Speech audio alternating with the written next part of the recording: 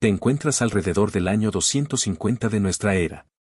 Estás de pie en el valle de Lambayeque, en la costa norte del Perú, justo donde el desierto del Pacífico se funde con las primeras estribaciones de los Andes.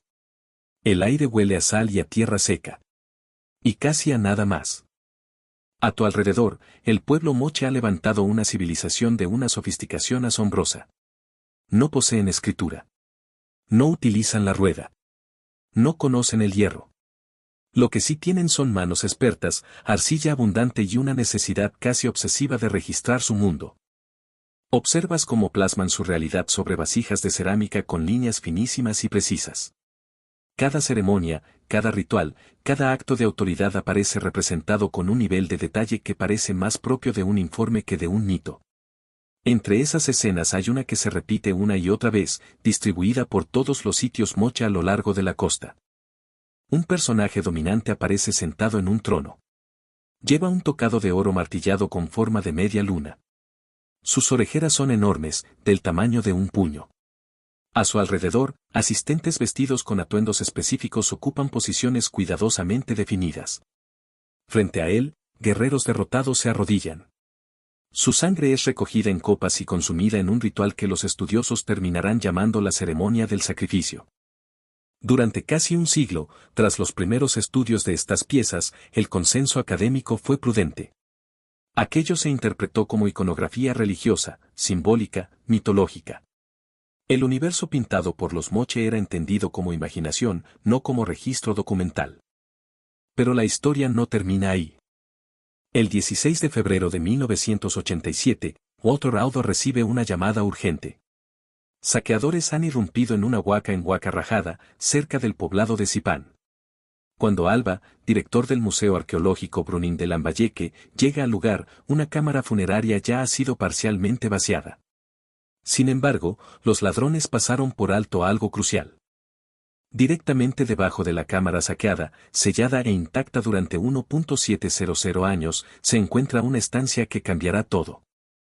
La tumba mide aproximadamente 5 metros de largo por 4 de ancho y se sitúa a 8 metros bajo la superficie del montículo. En su interior, 3 ataúdes encajados de madera y cobre resguardan el cuerpo de un hombre que murió entre los 35 y 45 años. Imagínalo frente a ti. Lleva un tocado de oro en forma de media luna.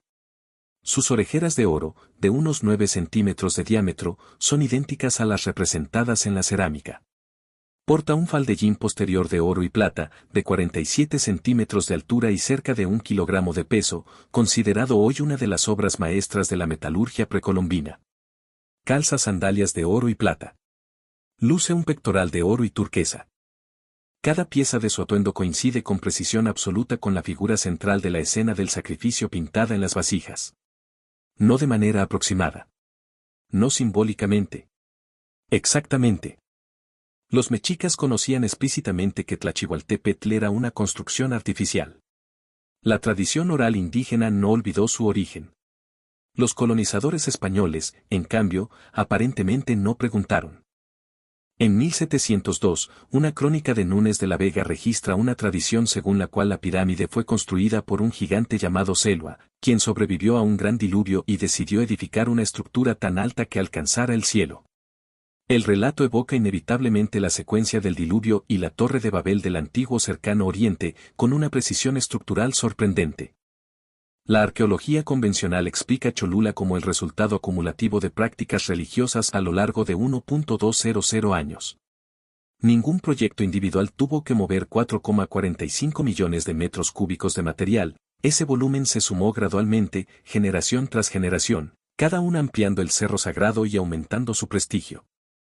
La apariencia de colina no habría sido un camuflaje deliberado, sino producto de la erosión. Tras la conquista española, sin mantenimiento continuo, la capa exterior se cubrió de vegetación y, con los siglos, adquirió la silueta redondeada de una formación natural. Pero la leyenda de Selwa, el gigante que sobrevive a un diluvio y construye una montaña para alcanzar el cielo, presenta una secuencia específica: catástrofe, supervivencia y luego construcción de algo desmesurado, ya sea para prevenir otra destrucción o para acercarse a los dioses. Ese patrón aparece en Mesopotamia, en Mesoamérica y en el sur de Asia, en culturas separadas por océanos y milenios. Además, la explicación acumulativa no responde del todo a otra cuestión: ¿por qué cada nueva pirámide no solo ampliaba la anterior, sino que la ocultaba por completo, como si la forma original quedara deliberadamente escondida? Y aquí surge una pregunta inquietante. Si la pirámide más grande del planeta pasó 400 años disfrazada de colina con una iglesia en su cima mientras los arqueólogos catalogaban las maravillas del mundo antiguo, ¿cuántas otras montañas artificiales estamos atravesando hoy sin reconocerlas? Desde esta gigantesca pirámide oculta bajo una iglesia colonial, cruzas el Atlántico hacia el este y luego avanzas por el Mediterráneo hasta las orillas del río Tigris, en el norte de Irak. Allí, una biblioteca que contenía la historia más antigua jamás escrita fue considerada leyenda durante 2.000 años, hasta que un hombre llamado Hormuzd Rassam extrajo 30.000 tablillas de arcilla de la tierra y una de ellas alteró la comprensión de la historia occidental. Te sitúas en Nínive. La ciudad aparece mencionada en la Biblia hebrea como una gran metrópolis malvada, tan extensa que, según el libro de Jonás, se necesitaban 3 días para recorrerla. Fuentes griegas y asirias describen a su rey Asurbanipal, quien gobernó aproximadamente entre 668 y 627 a.C., como un monarca erudito que envió emisarios por todo su imperio con una misión clara: recopilar todos los textos escritos existentes y copiarlos en su biblioteca. Durante 2 milenios, muchos estudiosos occidentales consideraron que Nínive era, si no puramente mítica, al menos enormemente exagerada. Entonces, en 1845, el arqueólogo británico Austen Henry Layard comenzó a excavar los montículos de Kuyunjik, cerca de la actual Mosul. Su asistente, Hormuzd Rassam, cristiano asirio de la región, continuó los trabajos en 1852 y 1853, descubriendo el palacio de Asurbanipal y su biblioteca. Aproximadamente 30.000 tablillas cuneiformes fueron enviadas al Museo Británico en Londres. En 1872, un autodidacta en escritura cuneiforme llamado George Smith estaba catalogando la colección cuando descifró una tablilla particular y reconoció algo familiar: una historia de diluvio. Un hombre advertido por un dios de una inundación inminente. Una gran embarcación de madera. La semilla de todos los seres vivos cargada a bordo. Las aguas cubriendo la tierra. La nave posándose en una montaña. Aves enviadas para encontrar tierra firme: primero una paloma, luego una golondrina, luego un cuervo. Un sacrificio ofrecido cuando las aguas retroceden. Los dioses percibiendo el aroma y lamentando el diluvio. George Smith, según se cuenta, se quitó la ropa de la emoción y corrió por la sala. Había identificado la epopeya de Gilgamesh. Y precedía al Génesis por al menos 1000 años. La biblioteca de Asurbanipal es la más antigua colección organizada sistemáticamente que conocemos. La epopeya de Gilgamesh existe en múltiples versiones y lenguas: sumeria, acadia, hitita y hurrita, con fuentes que se remontan a aproximadamente 2100 a.C. en sus formas más tempranas y una versión completa en Nínive hacia 700 a.C. El relato del diluvio aparece en todas las versiones principales, lo que confirma que no fue un añadido tardío. La tablilla 11 de la versión babilónica estándar describe el arca del héroe Utnapishtim como un cubo perfecto de 60 codos por lado, unos 27 metros aproximadamente. Un diseño distinto del arca rectangular de Noé, pero igualmente preciso en sus dimensiones. La identificación de Smith fue publicada en 1872 y causó sensación internacional. El Daily Telegraph financió su regreso a Kuyunjik para buscar fragmentos faltantes y los encontró el primer día de excavación. Existen relatos aún más antiguos. El Génesis de Eridu, fechado hacia 1600 a.C. pero basado en tradiciones orales anteriores, menciona a un héroe llamado Siusudra advertido por un dios sobre una inundación devastadora. El poema de Atrahasis, alrededor de 1700 a.C., explica que el diluvio fue enviado porque los dioses estaban perturbados por la superpoblación y el ruido humano. La propia Nínive ocupaba unas 750 hectáreas y, hacia 700 a.C., tenía una población estimada entre 100.000 y 150.000 habitantes, lo que confirma la magnitud descrita en la Biblia. El palacio de Asurbanipal, donde se halló la biblioteca, cubre unas 5 acres y contiene relieves como el famoso panel de la leona herida, hoy en el Museo Británico, considerado una de las cumbres del arte narrativo antiguo. La Academia acepta la epopeya de Gilgamesh sin controversia y explica la relación entre su relato del diluvio y el Génesis como resultado de transmisión cultural. El antiguo cercano Oriente era un mundo interconectado, y los israelitas, durante el exilio babilónico iniciado en 586 a.C. o mediante contactos anteriores, habrían incorporado tradiciones mesopotámicas adaptándolas a su marco teológico. Es un proceso literario normal, según el enfoque convencional. Pero para aceptar completamente esa explicación, debes asumir que la historia del diluvio fue inventada en Mesopotamia, transmitida a los israelitas, desarrollada de manera independiente en textos hindúes, creada también entre los mayas, los cherokee, los aborígenes australianos y decenas de culturas más separadas por océanos y milenios, todo sin un evento común que las conecte. Según ese modelo, cada mito de diluvio en la Tierra es o derivado de Mesopotamia o una coincidencia. Sin embargo, la evidencia geológica del Mar Negro, a la que llegarás pronto, sugiere otra posibilidad, que algo ocurrió realmente. Que estas historias no fueron simples invenciones transmitidas, sino recuerdos de un acontecimiento real preservado en la memoria humana durante miles de años antes de ser escrito. Desde las bibliotecas de Mesopotamia, avanzas hacia el noroeste, cruzas Turquía y te diriges al Egeo, hasta una colina que domina el estrecho de los Dardanelos. Allí, un empresario alemán gastará su fortuna para demostrar que la guerra más famosa de la literatura occidental no era solo un poema. Era un mapa. Te sitúas en 1868. Heinrich Schliemann se encuentra en una oficina académica en Atenas, escuchando una vez más que está equivocado. Todos los profesores de Europa le repiten lo mismo: la Ilíada de Homero es poesía, no historia. Te encuentras en 1868. Estás en una oficina académica en Atenas, escuchando una vez más el mismo veredicto: Troya es un mito. La guerra de Troya es una alegoría. La Ilíada no es más confiable como documento geográfico que un cuento de hadas. Eso es lo que le dicen a Heinrich Schliemann. Pero imagina su posición. Es un empresario alemán que memorizó a Homero en su infancia y amasó una fortuna en el comercio. Ha leído el texto demasiadas veces como para aceptar que todo sea invención. Observa algo que otros pasan por alto: Homero es específico. Preciso con los vientos.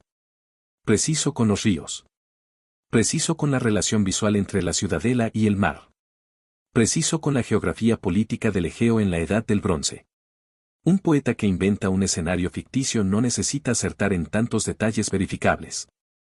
Siguiendo las pistas del texto, Schliemann identifica un montículo bajo Enisarlik, en el noroeste de Turquía, cerca de los Dardanelos, visible desde el mar y con una llanura fluvial a sus pies. Le parece el candidato más plausible. En 1870 comienza a excavar con su propio dinero. En su entusiasmo inicial, cava demasiado rápido. Atraviesa varias capas de ocupación sin el cuidado estratigráfico que hoy consideraríamos imprescindible. Pero lo que encuentra bajo la tierra obliga incluso a los profesores a reconsiderar. El montículo no contiene una ciudad. Contiene 9. 9 ciudades superpuestas, etiquetadas como Troya y hasta Troya 9, en una secuencia que abarca aproximadamente desde 3000 a.C. hasta 500 después de Cristo.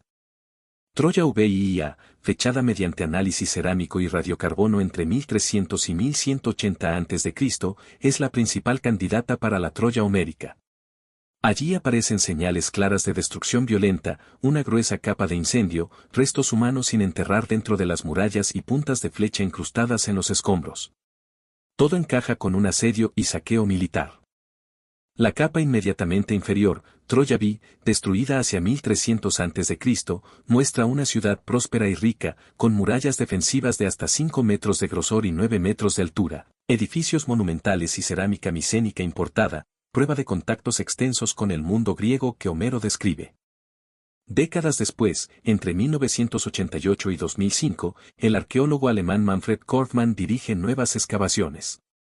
A partir de 1993 publica estudios geomagnéticos que revelan algo inesperado: una ciudad baja que se extiende 400 metros al sur de la ciudadela, rodeada por un foso defensivo de 3 metros de profundidad y 4 de ancho, con capacidad para albergar entre 5.000 y 10.000 personas.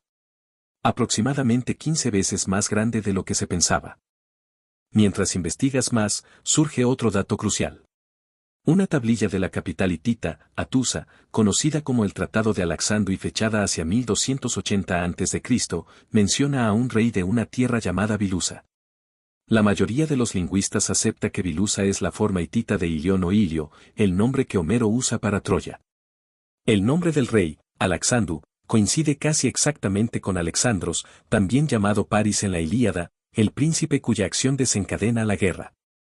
En 1995, un especialista de la Universidad de Tübingen, Frank Stark, identifica en Izarlik una inscripción nubita jeroglífica, fechada hacia el siglo XII a.C., que también menciona Bilusa y su gobernante.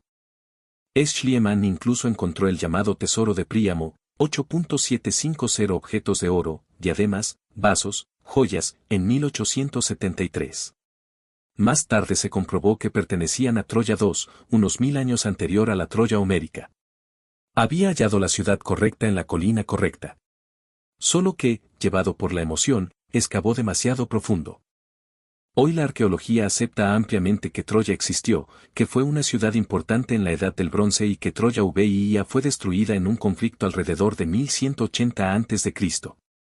Lo que muchos especialistas todavía debaten es si ese conflicto corresponde exactamente a la guerra narrada por Homero, recordando que la Ilíada fue compuesta unos 500 años después de los supuestos hechos, transmitida por tradición oral y posiblemente basada en un conflicto regional amplificado con el tiempo. Pero detente un momento. La precisión geográfica de la Ilíada no parece la de alguien que inventa desde la nada. Los vientos predominantes que describe son correctos. Los ríos existen. Las relaciones políticas entre los reinos micénicos coinciden con lo que hoy sabemos gracias a las tablillas en lineal B sobre la organización política del Egeo en la Edad del Bronce. Entonces surge una pregunta inevitable: ¿en qué punto un texto que describe con exactitud la geografía, la política, el clima y una ciudad arqueológicamente confirmada deja de ser mito y comienza a convertirse en fuente histórica primaria? Si la geografía es correcta, si la política está corroborada por registros hititas y si la ciudad existió y fue destruida, ¿qué parte de la Ilíada seguimos llamando invención? Desde las colinas de la antigua Troya, cruzas el mar y te diriges hacia el sur y el este, adentrándote en el mar Arábigo hasta la costa de la India. Allí, una leyenda afirma que una ciudad dorada se hundió bajo las olas el día en que murió un dios. 3000 años después, arqueólogos marinos apuntan sus sonares al lecho marino y encuentran algo que obliga a replantearlo todo. Te sitúas en Dwarka. Los textos antiguos de la India no son ambiguos. El Mahabharata y el Harivansa describen Dwarka con un nivel de detalle extraordinario, una ciudad magnífica, organizada en cuadrículas geométricas perfectas, con cientos de palacios, amplias avenidas, acceso a rutas comerciales marítimas y habitada por nobles y seres divinos. Fue construida, según los textos, por el arquitecto divino Vishwakarma en una sola noche a petición del dios Krishna. Y el día en que Krishna murió, el mar se elevó y la engulló por completo. Durante milenios, esto fue considerado una hermosa leyenda religiosa. Pero en 1983, el Instituto Nacional de Tecnología Oceánica de la India, bajo la dirección del arqueólogo marino S.R. Rao, inició estudios sistemáticos con sonar en el Golfo de Cambay, frente a la costa occidental de Gujarat. Lo que apareció en las siguientes décadas cambió el debate. El mapeo sonar reveló una meseta sumergida de aproximadamente 9 kilómetros de largo por 2 de ancho, con lo que parecen ser muros construidos, calles dispuestas en cuadrícula, una estructura similar a un granero y plataformas escalonadas coherentes con planificación urbana. Todo ello entre 12 y 21 metros bajo la superficie. Muestras de madera recuperadas en el lugar fueron datadas por el Instituto Nacional de Investigación Geofísica de la India en torno a 7500 a.C., situando actividad humana miles de años antes de lo que se suponía posible en el sur de Asia. También se hallaron fragmentos de cerámica, restos escultóricos y vestigios de hogares que sugieren ocupación doméstica. De manera independiente, excavaciones submarinas realizadas por el Servicio Arqueológico de la India entre 1983 y 1990 en la Dwarka costera moderna descubrieron murallas, piedras de anclaje de arenisca propias de la Edad del Bronce y un sello con un toro tricéfalo, símbolo asociado a Dwarka en los textos antiguos. Estas evidencias fueron datadas aproximadamente entre 1500 y 1200 a.C., confirmando la existencia de una ciudad de la Edad del Bronce en el lugar descrito por el Mahabharata. Los datos oceanográficos indican que el Golfo estuvo seco durante el último máximo glacial, hace unos 20.000 años, y que fue inundándose progresivamente tras el final de la Edad de Hielo, en un proceso coherente con la descripción legendaria de una ciudad absorbida por el mar. La arqueología convencional acepta la Duarca costera de la Edad del Bronce, pero mantiene cautela respecto al sitio profundo del Golfo de Cambay. Los geólogos señalan que las imágenes sonar pueden confundirse con formaciones naturales erosionadas y que sin excavaciones más exhaustivas la interpretación urbana es prematura. Las dataciones de carbono han sido cuestionadas por posibles contaminaciones. Sin embargo, la madera procedía de contextos geométricos estructurados y las fechas muestran coherencia interna entre muestras. Y aun si el sitio profundo resultara ser natural, la Duarca costera con sus anclas y su sello coincidente con la tradición textual confirma que el núcleo geográfico del relato es correcto. Si la geografía es correcta, ¿hasta dónde se extiende esa precisión? ¿Pudo existir una ciudad en el Golfo hace 7.500 años, lentamente devorada por el ascenso del nivel del mar tras la glaciación? ¿Y pudieron sus habitantes trasladar durante generaciones el recuerdo de su ciudad perdida hasta convertirlo en leyenda? Si así fuera, la historia habría sido precisa desde el principio. Solo que nosotros no estábamos mirando a la profundidad adecuada.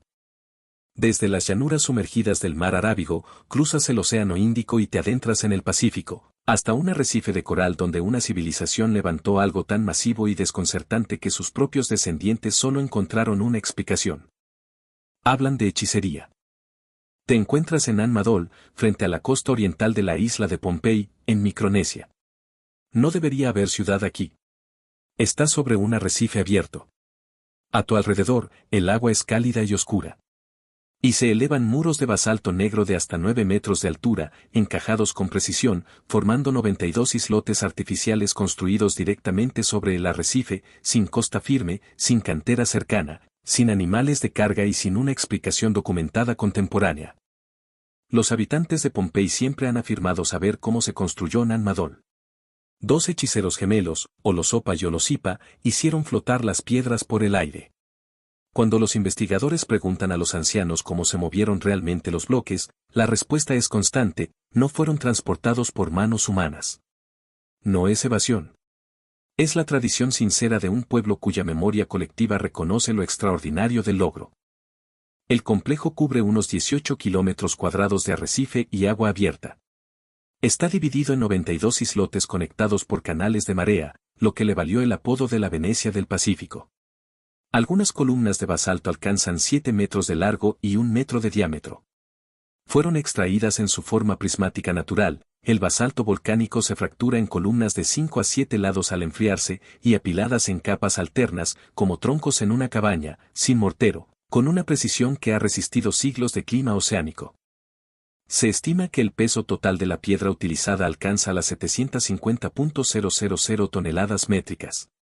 La cantera de basalto más cercana compatible se encuentra al otro lado de Pohnpei, a unos 30 kilómetros cruzando canales de mar abierto. En 2016, Mark McCoy, de la Southern Methodist University, publicó dataciones por radiocarbono en la revista Quaternary Research que sitúan los primeros depósitos constructivos alrededor de 1180 después de Cristo, con el complejo mortuorio real de Nandaubas construido entre 1200 y 1400 después de Cristo. Nan Madol funcionó como capital ceremonial y administrativa de la dinastía Saudeleur, que gobernó Pohnpei durante aproximadamente 500 años. El sitio incluye alrededor de 58 islotes residenciales y 32 ceremoniales. Hoy el complejo se hunde lentamente, con una subsidencia estimada de 1 a 2 centímetros por año debido a la compresión del arrecife bajo el peso de la piedra, y muchos muros están parcialmente sumergidos. Algunas columnas contienen trazas medibles de magnetita, lo que les confiere una leve propiedad magnética. Se ha sugerido que esta característica pudo influir en su transporte u orientación, aunque no se ha demostrado ningún mecanismo concreto. La arqueología dominante considera Nan Madol un logro humano extraordinario, construido mediante trabajo organizado durante siglos, utilizando flotas de canoas, balsas de bambú y corrientes de marea para trasladar las piedras, coordinadas por una sociedad altamente estructurada. Pero mientras observas esos muros negros elevándose desde el agua, la pregunta vuelve a surgir. ¿Cuántas veces hemos confundido lo improbable con lo imposible, hasta que la evidencia nos obliga a mirar de nuevo? Te encuentras en una época en la que muchos académicos repiten con seguridad que Troya es un mito, que la guerra de Troya no es más que una alegoría y que la Ilíada carece del mismo valor histórico que un cuento fantástico. Pero tú observas cómo un hombre no acepta esa conclusión. Heinrich Schliemann, empresario alemán que de niño memorizó a Homer y que más tarde amasó una fortuna en el comercio, relee el poema una y otra vez. Y mientras lo haces con él, notas algo inquietante: el texto es específico. Demasiado específico. Habla con precisión de vientos dominantes, de ríos concretos, de la relación visual entre la Acrópolis y el mar. Describe la geografía política de la Edad del Bronce Egea con detalles que un poeta que inventara un escenario no tendría necesidad de acertar. Siguiendo esas pistas, identificas junto a él una colina baja en Hisarlik, al noroeste de Turquía, cerca de los Dardanelos, visible desde el mar y con una llanura fluvial al pie. En 1870, Schliemann inicia excavaciones con su propio dinero. La emoción lo domina. Excava con demasiada rapidez y atraviesa varias capas de ocupación. Pero lo que aparece bajo la tierra silencia incluso a los profesores. No hay una ciudad. Hay 9. 9 ciudades superpuestas, desde aproximadamente 3000 a.C. hasta el 500 después de Cristo, catalogadas como Troya y hasta Troya 9. La capa conocida como Troya VIIA, fechada entre 1300 y 1180 a.C. mediante análisis cerámico y radiocarbono, se convierte en la principal candidata a la Troya homérica. Allí observas un estrato grueso de incendio, restos humanos sin sepultura dentro de las murallas y puntas de flecha incrustadas en los escombros. Todo apunta a un asedio violento.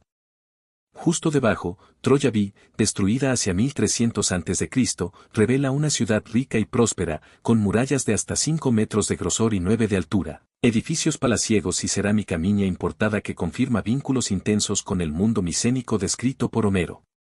Décadas más tarde, entre 1988 y 2005, el arqueólogo alemán Manfred Kortmann dirige nuevas excavaciones. A partir de 1993, estudios geomagnéticos revelan una ciudad baja que se extiende 400 metros al sur de la Acrópolis, rodeada por un foso defensivo de 3 metros de profundidad y 4 de ancho. Podría haber albergado entre 5.000 y 10.000 personas. 15 veces mayor que la ciudadela conocida. En la capital hitita de Atusa aparece una tablilla fechada hacia 1280 a.C., el llamado Tratado de Alexandro. Menciona a un rey de una tierra llamada Bilusa, nombre que los lingüistas aceptan ampliamente como equivalente hitita de Ilión, el nombre de Troya en Homero. El rey se llama Alexandro. Casi el mismo nombre que Alexandros, es decir, París. La arqueología dominante hoy acepta que Troya existió y que Troya VIIA fue destruida hacia 1180 a.C. Lo que muchos aún resisten es identificar ese conflicto con la guerra épica narrada siglos después. La Ilíada fue compuesta unos 500 años más tarde, tras generaciones de tradición oral. Pero entonces te haces una pregunta incómoda: si la geografía es exacta, si la política coincide con las tablillas en lineal B y si la ciudad es real, ¿qué parte seguimos llamando invención? Desde las colinas de Troya cruzas el mar y viajas hacia el sur y el este, hasta el mar Arábigo, frente a la costa de la India. Allí escuchas otra historia, una ciudad dorada que se hundió el día en que murió un dios. Su nombre es Dwarka. Los textos antiguos de la India, como el Mahabharata y el Harivamsa, describen Dwarka con un detalle sorprendente: calles en cuadrícula perfecta, palacios innumerables, acceso a rutas marítimas y una población divina y noble. Fue construida, dicen, por el arquitecto celestial Viswakarma en una sola noche para el dios Krishna. Y cuando Krishna murió, el mar se alzó y la tragó. Durante 3000 años, fue considerada una leyenda hermosa. Hasta que en 1983 el Instituto Nacional de Tecnología Oceánica de la India, bajo la dirección del arqueólogo marino S.R. Rao, inició estudios de sonar en el Golfo de Cambay, frente a Gujarat. Lo que emerges ante ti en las imágenes submarinas cambia el debate: una meseta sumergida de 9 kilómetros por 2 con muros, calles en patrón geométrico y estructuras que parecen almacenes, a 12 a 21 metros bajo la superficie. Madera recuperada del sitio fue datada por el Instituto Nacional de Investigación Geofísica de la India en aproximadamente 7500 a.C., miles de años antes de lo que se suponía para la civilización del sur de Asia. Se hallaron fragmentos de cerámica, restos escultóricos y evidencias de ocupación doméstica. Más cerca de la costa actual, excavaciones entre 1983 y 1990 revelaron murallas, anclas de arenisca típicas de la Edad del Bronce y un sello con un toro tricéfalo, símbolo descrito en los textos. Datado entre 1500 y 1200 a.C., confirma una aduarca costera de la Edad del Bronce. Muchos arqueólogos aceptan esta ciudad costera. El sitio profundo del Golfo sigue siendo discutido. Algunos geólogos advierten que las formaciones sonar pueden confundirse con patrones naturales. Pero incluso si el enclave profundo resultara natural, la geografía básica del relato es correcta.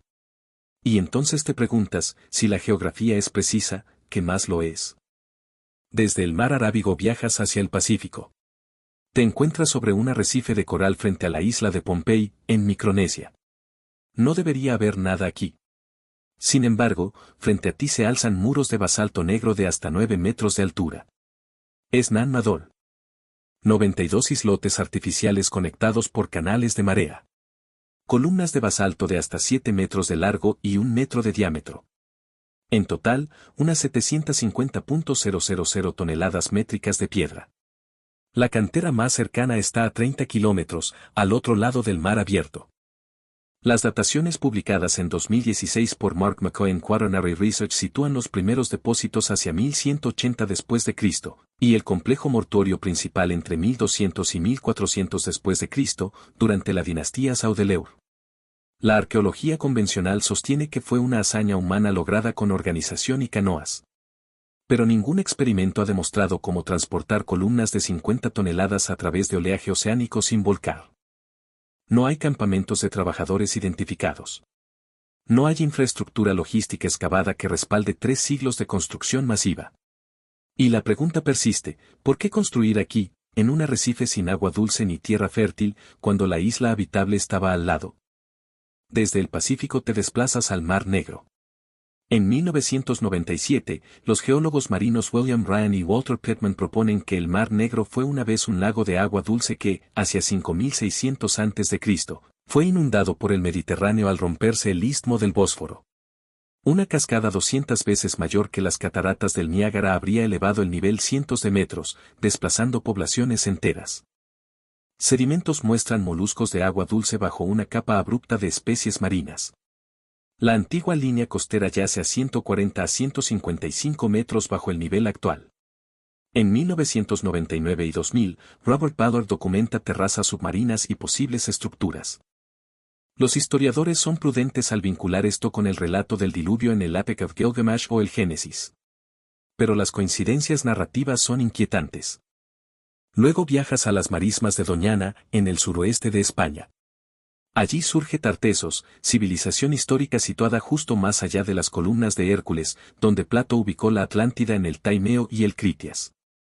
Estudios del CSIC desde 2009 han identificado estructuras circulares concéntricas de unos 300 metros de diámetro bajo sedimentos, junto a evidencias de tsunami sobre capas de ocupación de la Edad del Bronce y del Hierro. La desaparición abrupta de la cultura tartésica hacia 500 a.C. sigue siendo un enigma. Y finalmente te encuentras en el Valle del Jordán, alrededor de 1650 a.C., en la ciudad de Tel El Hammam.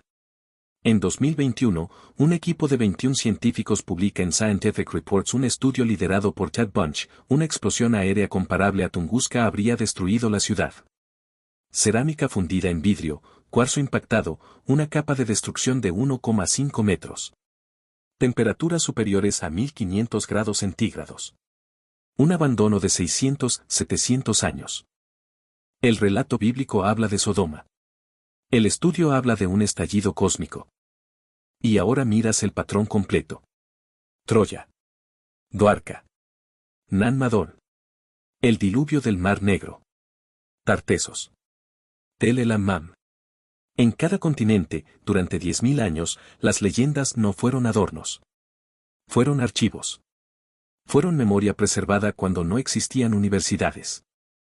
La postura académica es cautelosa, y con razón. No todo mito es historia.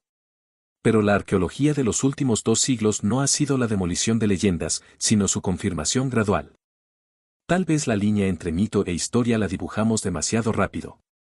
Si alguna de estas historias cambió tu forma de ver el pasado, cuéntamelo en los comentarios. Dime cuál de estas leyendas merece la próxima excavación. Y si quieres estar aquí cuando lo imposible vuelva a confirmarse, suscríbete y activa la campanita. Antiguo Saber, tu canal, nuestro canal. Ahora detente un momento. Respira. Y mira todo el recorrido que acabas de hacer.